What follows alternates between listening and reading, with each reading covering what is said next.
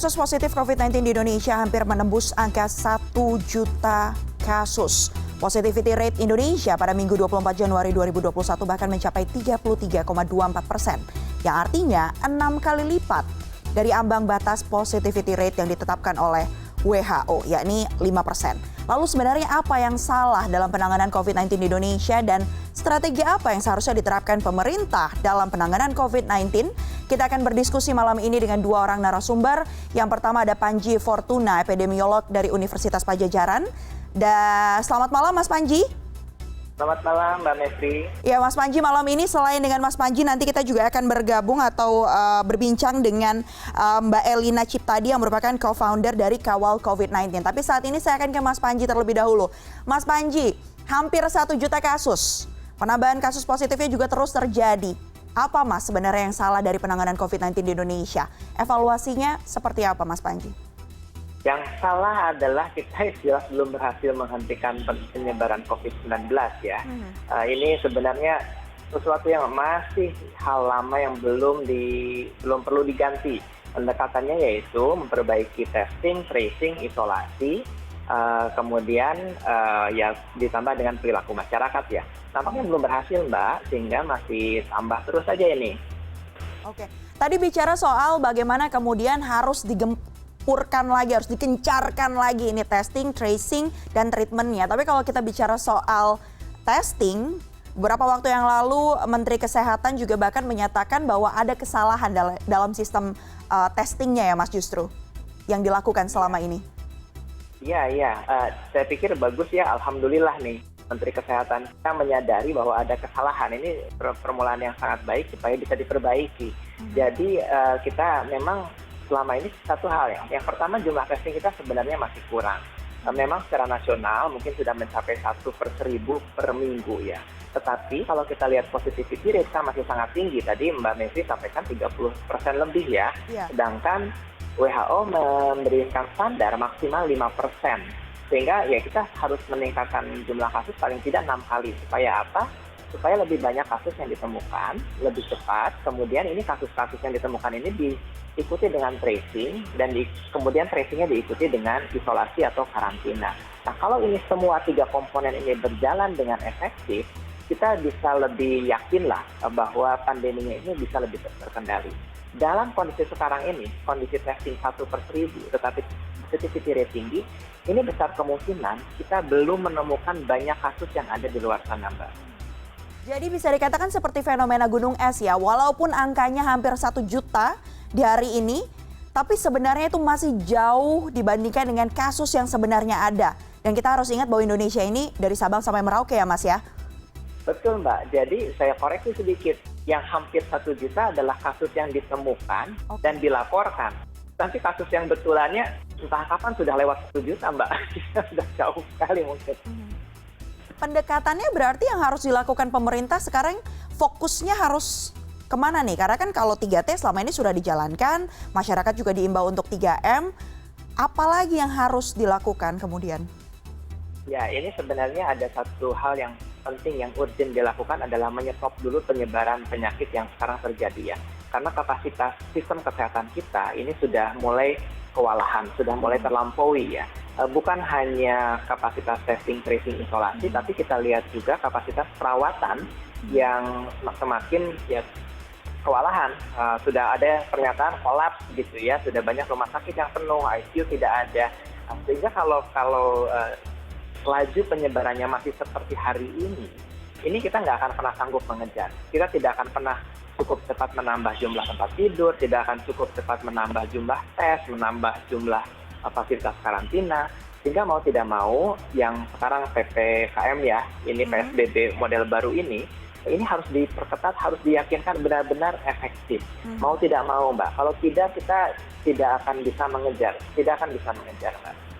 Baik, Mas Panji menanggapi tadi desakan untuk memperketat adanya aktivitas atau mobilitas dari masyarakat ini juga disuarakan oleh teman-teman dari Kawal COVID-19. Untuk itu saya akan langsung menyapa, sudah ada Mbak Elina Ciptadi yang merupakan co-founder dari Kawal COVID-19. Selamat malam Mbak Elina, sudah bergabung melalui sambungan telepon dengan kami di sini. Selamat malam. Ya, Mbak Elina, tadi kami sempat membahas bagaimana kemudian angka positivity rate-nya ini sangat tinggi, kasus yang dilaporkan dan terdata ini hampir 1 juta kasus positif. Kemudian saya menemukan di sini catatan dari Kawal COVID-19 untuk memperketat mobilitas ya Mbak ya. Itu desakan utama yang harus dilakukan oleh pemerintah. Boleh dielaborasi terkait dengan hal itu Mbak Elina? Ya, terima kasih. Memang mobilitas sekarang harus diperketat karena sekarang saja kita masih harus menangani akibat dari mobilitas penduduk ketika liburan akhir tahun, liburan Natal dan Tahun Baru kemarin, dan juga ada pilkada juga, itu kan mobilisasi massa dalam jumlah besar ya. Dan nah, bulan depan itu ada Tahun Baru Imlek. Jadi kita belum selesai menangani lonjakan kasus karena kasus-kasus event-event yang sebelumnya. Kalau tidak diperketat dan kemudian ada Tahun Baru Imlek yang itu jatuhnya hari Jumat, dan itu kan jadi long weekend. Mereka yang merayakan Imlek juga mereka akan bertemu dengan keluarga besarnya, mungkin mereka makan-makan di restoran, mereka ketemu di rumah, bertemu dengan yang sepuh. Itu Imlek itu kan kurang lebih sama seperti Lebaran ya, kita sowan, kita sungkem ke yang dituakan. Tapi di satu sisi lain adalah mereka yang tidak merayakan Imlek, mereka dapat akhir pekan itu 3 hari. Jadi mereka juga bisa berwisata, bisa berrekreasi ke tempat-tempat yang kemudian terjadi kerumunan. Jadi ini perlu diantisipasi dari sekarang. Jangan tunggu dekat-dekat hari H baru kemudian ada aturan keluar. Tempat-tempat wisata itu perlu misalnya gitu menetapkan alokasi setiap hari hanya akan jual sekian tiket, dan misalnya setiap jam atau setiap sesi itu slotnya maksimum berapa. Antrian itu harus jaga jarak. Dan kalau orang mau berwisata ke daerah lain, ketentuannya apa? Apakah mereka harus tes misalnya rapid antigennya negatif dulu sebelum masuk, dan kemudian ketika mereka kembali apakah mereka kemudian harus isolasi atau harus karantina mandiri lagi. Ini semuanya sudah harus dipikirkan dari sekarang. Bagaimana hotel mengantisipasi lonjakan pengunjung yang kemudian menginap di penginapannya. Demikian juga dengan restoran dan tempat-tempat wisata. Tapi kalau kita bicara soal testing begitu, setiap orang yang akan melakukan liburan ini diwajibkan untuk swab antigen terlebih dahulu atau PCR terlebih dahulu. Tapi dengan adanya hal seperti ini, apakah dinilai kemudian cukup efektif untuk menekan laju penyebaran, atau justru yang seharusnya dilakukan adalah total sama sekali tidak boleh dibuka tempat wisata? Kalau bagi kami pembatasan mobilitas itu ya tentu saja diam di rumah. Tidak mengunjungi keluarga besarnya misalnya, tidak pulang kampung, tidak mengunjungi tempat-tempat yang keramaian, dia diam di rumah saja. Itu pembatasan mobilitas yang ideal. Jika memang tidak bisa dilakukan secara ideal seperti itu, yang bisa dilakukan adalah modifikasi dengan memastikan bahwa harus juga melakukan testing begitu ya Mbak. Walaupun kita tahu sama-sama bahwa testing itu jatuhnya adalah real time begitu. Jadi ketika dia dites saat itu kondisinya, namun jika setelahnya terpapar ya bukan berarti dia bebas dari COVID, begitu. Betul. Jadi sebenarnya testing juga bukan testing sebagai syarat bepergian, itu juga sebenarnya bukan solusi yang ideal. Idealnya adalah diam di rumah dan menghindari keramaian sama sekali, karena sekarang kita sudah di titik di mana hampir semua rumah sakit di kota-kota besar terutama ya itu penuh. Mau ditambahi seperti apa lagi, kapasitas mereka ya segini ini gitu kan, gitu. Alangkah sangat tidak adilnya gitu kalau beban mereka itu ditambah lagi karena kebijakan-kebijakan yang tidak mendukung penyetopan atau pengurangan kesempatan untuk virusnya ini menulari orang lain. Baik, Mbak Erlina dan juga Mas Panji, sebelum kita melanjutkan diskusi kali ini, saya akan menampilkan satu tayangan terlebih dahulu. Ini yang baru terjadi pada hari Senin ini. Silakan, kita saksikan bersama.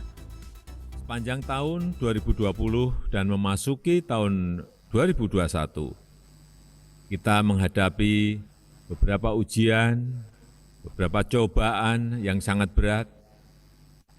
Pandemi COVID-19 yang melanda dunia, 215 negara, dan Indonesia telah mengakibatkan krisis kesehatan dan krisis ekonomi.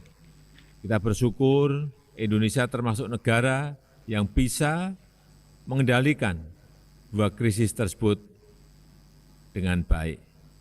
Tetapi permasalahan belum sepenuhnya selesai. Pandemi masih berlangsung dan kita harus selalu waspada dan siaga. Yaitu tadi pernyataan yang disampaikan Presiden Joko Widodo dalam sidang Majelis Pekerja Lengkap Persekutuan Gereja-Gereja di Indonesia pada hari ini tadi, bahwa Indonesia dinyatakan sebagai salah satu negara yang berhasil mengendalikan krisis kesehatan dan ekonomi akibat adanya pandemi COVID-19. Memang belum selesai semuanya, tapi bisa dikategorikan bahwa berhasil mengatasi kedua hal tersebut. Bagaimana kemudian tanggapan Anda? Saya ke Mas Panji terlebih dahulu, singkat saja, dan juga ke Mbak Elina sebelum nanti kita elaborasi lagi. Silakan Mas Panji. Terima kasih Mbak Messi. Kalau saya yang ditanya, standar keberhasilan saya tentu melihat negara seperti Selandia Baru begitu ya. Berhasil, tidak ada lagi kasusnya, 0 atau mendekati 0. Jadi kalau saya menggunakan standar itu ya kita masih 13.000 kasus per hari, jauh dari berhasil ya. Kira-kira begitulah. Masih jauh dari berhasil. Kita akan bicarakan hal itu lagi, Mas Panji, dan juga nanti saya akan minta tanggapan dari Mbak Elina terkait dengan hal itu. Namun sebelumnya kita harus break terlebih dahulu. Untuk itu tetaplah bersama kami di CNN Indonesia Connected. Anda masih menyaksikan CNN Indonesia Connected dan kita masih akan berbincang dengan narasumber saya pada hari ini, yakni Panji Fortuna, epidemiolog dari Universitas Padjadjaran, dan Mbak Elina Ciptadi, co-founder Kawal COVID-19. Kalau tadi Mas Panji menyatakan indikator keberhasilan penanganan COVID adalah ketika zero case. Tapi faktanya Indonesia masih ada ribuan orang yang setiap harinya terdeteksi positif COVID-19. Itu artinya klaim yang dinyatakan oleh Presiden Joko Widodo belum tepat ya Mas Panji ya. Baik, saya akan meminta tanggapan dari Mbak Elina terkait dengan hal itu. Silakan Mbak Elina. Ya, jadi setuju dengan Kang Panji. Jadi yang pertama itu adalah ketika kasusnya itu rata ya, kurva kasusnya kita itu rata, tidak naik dengan sekian belas ribu kasus per hari, itu kita tidak bisa bilang bahwa pandemi ini akan segera berakhir atau pandeminya ini terkendali. Dan kalau dilihat kurva kasus di Indonesia itu, Indonesia mungkin adalah salah satu dari sedikit saja negara di dunia yang sudah menangani pandemi ini selama hampir 1 tahun, tapi kurva gelombang pertamanya itu naik terus. Kita itu tidak pernah sampai sekalipun di titik di mana kurvanya itu merata atau berbelok, menurun. Tidak pernah sekalipun selama hampir setahun ini. Kurvanya itu naik terus, dan kalau dilihat selama sebulan lebih terakhir ini, itu justru kurvanya itu naiknya makin tajam. Nah, jadi dari situ kami mempertanyakan kriteria berhasilnya itu dari mana. Karena kalau dilihat dari jumlah kasus perharinya dan kurva kenaikannya sendiri itu, pertama itu kita belum bisa bilang bahwa kita berhasil. Yang kedua, penanganan pandemi itu terkendali dan berhasil ketika semua kasus di masyarakat itu terdeteksi. Atau setidaknya hampir semua kasus di masyarakat itu terdeteksi. Nah, di tempat sementara di Indonesia, protokol dari Kemenkes itu adalah untuk mentes orang yang bergejala, sehingga mereka kontak erat atau kontak erat yang kontak dengan yang positif, tapi mereka belum bergejala, mereka disuruh karantina di rumah saja, nggak tahu siapa yang ngawasi, itu pun kalau punya kesadaran yang tinggi. Sehingga kasus-kasus yang terdeteksi sekarang ini baru kasus yang bergejala. Kasus-kasus yang OTG itu belum terdeteksi. Sehingga kita belum bisa mengatakan ini terkendali ketika kasus yang tadi dikatakan hampir 1 juta itu pun hanya kasus yang bergejala. Itu. Dan yang ketiga adalah kita bisa mengatakan bahwa kita berhasil ketika kita bisa beraktivitas dengan ada rasa aman. Maksudnya rasa aman ini memang relatif ya. Kebetulan saya tinggal di Singapura, dan di Singapura itu saya wajib pakai masker kalau keluar rumah. Kemanapun saya harus check in, saya harus check out, saya harus pakai masker. Saya hanya bisa buka masker di luar itu ketika sedang makan atau minum. Itu pun juga harus jaga jarak dan macam-macam ya. Tetapi saya bisa beraktivitas keluar rumah dan ketemu dengan sekelompok kecil orang gitu ya, dengan masker tentunya. dengan ada kepastian, dengan ada satu rasa aman bahwa selama saya menjaga diri sebaik mungkin, kemungkinan saya tertular itu rendah. Nah, rasa aman ini belum didapatkan oleh teman-teman yang ada di Indonesia, termasuk juga keluarga saya dan teman-teman kami semua di kawal COVID. Oke, Mbak Elina, kalau dari data kawal COVID sendiri sebenarnya seperti apa data yang dikumpulkan terkait dengan jumlah kasus positif, kemudian juga jumlah testingnya? Kalau dari data kami, dan data kami itu kan sebenarnya data dari pemerintah juga ya. Data dari, kami mengumpulkan data dari covid19.go.id, ini yang kami namakan data pusat. Tapi kami juga mengumpulkan data kasus dari web corona yang dimiliki oleh pemerintah di level provinsi dan kabupaten kalau ada. Dari angka yang kami kumpulkan di level provinsi dan kabupaten itu, sebetulnya kita sudah melewati 1 juta kasus itu beberapa hari yang lalu. Jadi data kemarin itu yang sudah kami kumpulkan itu jumlah kasusnya itu sudah 1.043.000 sekian. Jadi walaupun di pusat belum nyampe 1 juta, tapi kenyataannya di daerah itu mereka sudah melaporkan lebih dari 1 juta kasus, dan juga jumlah kematiannya itu lebih tinggi daripada yang dilaporkan oleh pusat karena pusat tidak menyantumkan data kematian probable sampai sekarang. Itu angkanya tetap 0 sampai sekarang. Padahal kematian probable itu sudah dimandatkan oleh protokol Kemenkes yang revisi 5 kemarin, yang sejak Juli kemarin. Sampai sekarang angkanya masih 0. Sementara sebagian provinsi di Indonesia itu melaporkan data kematian probable yang itu sudah beberapa ribu jumlahnya. Jadi sebenarnya angka kematian di Indonesia itu juga lebih tinggi daripada yang kita lihat di covid19.go.id. Lebih dari 28.000 yang sampai saat ini dilaporkan begitu ya berarti Mbak Elina ya? Betul. Baik, saya akan ke Mas Panji. Mas Panji, kita kalau bicara soal ilmu epidemiologi, data menjadi satu hal yang penting ya. Mulai dari surveillance-nya, kemudian juga bagaimana kemudian nanti datanya ini bisa digunakan untuk banyak hal pastinya. Sudah terjadi masalah semrawut data yang bukan pertama kali, juga bahkan sudah diakui oleh Menteri Kesehatan Republik Indonesia. Lalu apa yang harus dievaluasi oleh pemerintah yang bisa dilakukan saat ini menurut Anda, Mas Panji? Ya betul Mbak Mestri, banyak sekali kesemrawutan data ya. Pertama data yang dikumpulkan apa saja, kemudian lewat mana, kemudian kecepatannya, turnover rate-nya, banyak sekali. Tapi saya pikir yang pertama kali harus dirapikan adalah secepat apa data itu dilaporkan. Jadi kalau kita bicara tentang pelaporan, ini kan pertama harus akurat, yang kedua harus timely.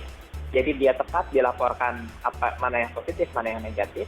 Yang kedua dia harus timely, tepat waktu. Jadi tadi saya mendengar sudah sampai seminggu, 2 minggu gitu ya kembalinya hasilnya. Ini kan sangat-sangat merugikan untuk respon pandemi sebenarnya, karena itu menyebabkan keterlambatan respon. Nah yang ketiga adalah komplit. Nah ini yang sangat-sangat mengkhawatirkan menurut saya. Tadi seperti Mbak Elina sampaikan, data kita jelas incomplete, tidak komplit. Karena apa? Kasus kematian probable tidak dilaporkan, padahal banyak. Jadi dengan data yang sangat tidak lengkap, kemudian juga terlambat, tentunya respon kita juga tidak akan proporsional ya. Pastinya kurang, jadi tidak seketat atau tidak segencar yang seharusnya karena datanya tidak lengkap, dan tidak secepat yang seharusnya karena datanya terlambat. Baik. Masalah semraut data harus diselesaikan, masalah testing juga harus diselesaikan, ketegasan dari kebijakan yang ada juga harus lebih diterapkan begitu ya oleh pemerintah. Tapi di sisi lain kita bicara soal pandemi COVID-19, tidak hanya penambahan kasus tidak hanya bergantung pada adanya kebijakan saja, tapi juga bagaimana kemudian perilaku masyarakat. Saya mau minta tanggapan dari Mbak Elina. Bagaimana sih Mbak sebenarnya sekarang tingkat kepatuhan masyarakat kalau misalnya dikategorikan atau dipresentasekan tingkat kepatuhan masyarakat di Indonesia untuk terus menerapkan protokol kesehatan? Nah ini dia.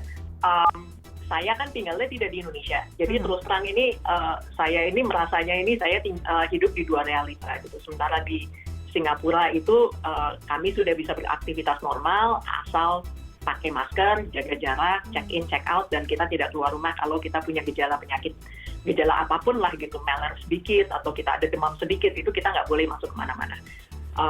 Nah, sementara di Indonesia yang kami dapatkan itu tentunya yang kami dengarkan itu tentunya adalah sentimen dari masyarakat ya, baik follower media sosial kami atau keluarga dan teman-teman kami sendiri, kemudian relawan kami juga yang ada di berbagai tempat di Indonesia itu yang melaporkan gitu.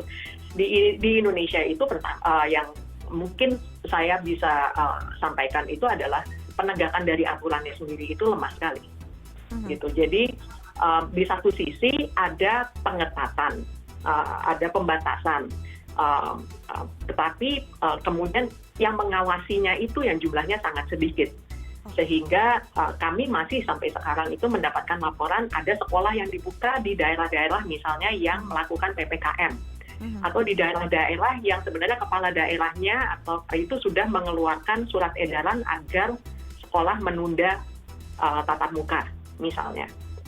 Kemudian tetap ada yang mengadakan misalnya acara-acara pernikahan, kemudian acara-acara lain gitu ya, entah pesta lah, entah itu ibadah lah, atau ya pokoknya kegiatan-kegiatan yang menimbulkan kerumunan itu tetap dilakukan. Dan kalau kami cek tempatnya itu sebagian dari mereka memang dilakukan di tempat yang sebenarnya melakukan pembatasan atau pengetatan ya. Tapi di lapangannya itu pun ya entah petugasnya kurang atau mereka sebenarnya cukup tetapi mereka kurang mengerti apa yang boleh dan apa yang tidak boleh, ketentuannya bagaimana. Tetapi ya itu ada gap gitu, ada breakdown gitu di antara aturannya di atasnya itu bagaimana dengan pelaksanaannya di lapangan, sehingga kesannya tebang pilih. Baik. Jadi masih ada kebingungan juga mungkin yang dihadapi oleh masyarakat karena perubahan dari aturan yang ada, kemudian juga ketegasan dari penegakan aturan yang ada, dan hal itu pun akhirnya berdampak pada perilaku masyarakat. Baik, terakhir saya akan ke Mas Panji dan juga Mbak Elina. Apa kemudian upaya yang bisa dilakukan dalam pelibatan masyarakat agar kepatuhan masyarakat ini bisa kembali tinggi? Silakan, saya ke Mas Panji terlebih dahulu. Wah, ini pertanyaan yang sangat rumit menjawabnya nih Mbak. Kita satu pihak ingin sekali masyarakat tetap patuh, bahkan meningkat kepatuhannya. Tetapi di lain pihak, saya juga masyarakat nih merasakan fatigue, ya, kelelahan untuk mematuhi segala macam aturan ini. Tapi ya betul, tidak mau sih, karena sekarang ya kondisinya tidak terlalu baik ya, untuk memperhalus bahasa tidak terlalu baik. Jadi satu memang yang sifatnya lebih persuasif ya, memberikan edukasi, kemudian memberikan contoh yang baik. Tapi tadi yang seperti Mbak Elina sampaikan, kita perlu konsistensi dalam anjuran dan juga dalam praktik. Jadi jangan kita masyarakat diharapkan berperilaku ini itu, tetapi di pihak lain dilarang ini itu, tapi dibolehkan ini itu juga. Dibatasi segala macam, tapi kemudian boleh jalan-jalan. Ini kan jadi bingung orang ya. Jadi sebaiknya ya udahlah konsisten aja, ketat sampai ini selesai. Tapi ketatnya sekalian, karena yang buat capek adalah kita seperti ini tidak bebas bergerak, tapi kasusnya tidak turun-turun gitu. Saya lebih suka ya udah sekalian aja. Tidak boleh ngapa-ngapain, tapi harus dijamin ini dalam 2 bulan deh kasusnya menurun sampai sangat minim. Baik, artinya berarti harus ada pembatasan yang ketat. Lockdown kah maksudnya? Kita nggak perlu ngomongin itu lagi deh, itu istilah yang diperdebatkan. Istilahnya lockdown, PSBB, atau pokoknya jangan kemana-mana deh Pak. Pembatasan mobilitas dengan aturan yang ketat dan juga penerapan sanksinya juga diterapkan dengan benar ya. Baik Mas Panji, itu tadi jawabannya. Bagaimana dengan Mbak Elina tanggapannya terkait dengan hal itu?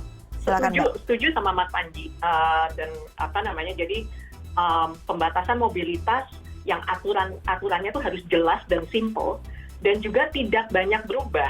Nah, jadi kita kadang-kadang bikin yang kita dengar kan kadang-kadang aturannya A, tapi kemudian ada A+, kemudian ada A+++ gitu. Jadi yang sampai sekarang pun misalnya gitu, kantor seperti apa yang harus harus menetapkan 75% work from home, 25% work from office. Itu caranya bagaimana, pengawasannya bagaimana, gimana cara mengaturnya, siapa yang harus di kantor dan siapa yang harus di rumah. Itu pun sekarang sudah di akhir minggu kedua dari PPKM itu masih banyak yang bingung.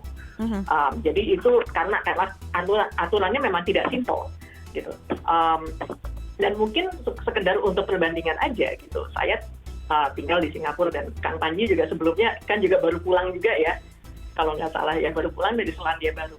Kami berdua merasakan jadi agak-agak nyangkut. Kami berdua ini merasakan pembatasan yang sangat ketat yang kemudian membawa hasil. Jadi kami merasakan sama sekali tidak boleh keluar rumah kecuali untuk hal-hal yang sangat diperlukan. Misalnya pergi ke pasar atau pergi ke supermarket. Mbak Elina, sedikit saya potong terkait dengan hal itu. Kalau bicara soal Selandia Baru dan Singapura, pasti kemudian komentar orang adalah jumlah penduduknya juga berbeda. Kemudian struktur geografisnya juga berbeda antara Indonesia, Selandia Baru dan Singapura. Bagaimana kemudian penerapannya bisa diterapkan di Indonesia? Mungkin singkat saja Mbak Elina terkait dengan hal itu. Mungkin saya bisa bicara dalam konteks Singapura ya. Kepadatan Singapura memang kecil gitu, tetapi Singapura punya kepadatan penduduk itu yang kurang lebih itu sama dengan Jakarta atau malah lebih padat lagi. Jadi sebenarnya risiko penularan di Singapura itu tinggi sekali karena perumahannya itu sangat padat penduduk. Itu kan seperti rusun dan apartemen-apartemen, dan hampir semua penduduknya itu naik kendaraan umum kalau kemana-mana. Jadi sebenarnya risiko penularannya itu sangat mirip dengan Jakarta. Setidaknya DKI itu bisa belajar dari kasus dari cara Singapura. Baik, terima kasih banyak Mbak Elina Ciptadi dan juga Pak Mas Panji Fortunai sudah bergabung bersama kami malam hari ini. Kita sama-sama harus ambil bagian dalam memutus mata rantai penyebaran COVID-19. Sebagai masyarakat harus terus melakukan 3M. Pemerintah pun kita harapkan bisa benar-benar konsisten menjalankan 3T dan menerapkan kebijakan-kebijakan yang ada agar kita semua bisa zero case nantinya ya Mas ya. Dan juga Mbak Elina. Terima kasih banyak sudah bergabung bersama kami malam hari ini di CNN Indonesia Connected.